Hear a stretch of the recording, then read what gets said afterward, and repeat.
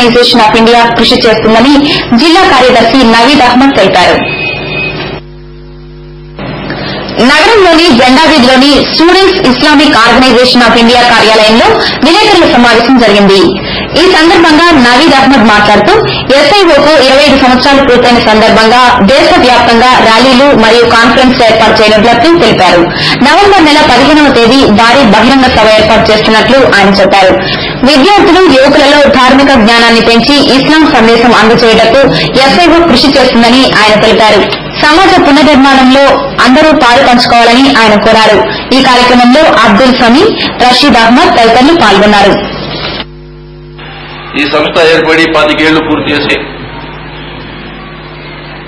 ఈ సందర్భాన్ని పురస్కరించుకోవడానికి దేశవ్యాప్తంగా ఒక పెద్ద క్యారవాన్స్ మరియు స్టూడెంట్స్ కాన్ఫరెన్స్లు నిర్వహించడం జరుగుతున్నది. నవంబర్ 11న హైదరాబాద్ లో, 12న నిజామాబాద్ లో, 13న వరంగల్ లో, 14న నిజామాబాద్ లో, 15న నెల్లూరులో ఈ కార్వా మరియు ఈ కాన్ఫరెన్స్ నిర్వహించడం జరుగుతుంది.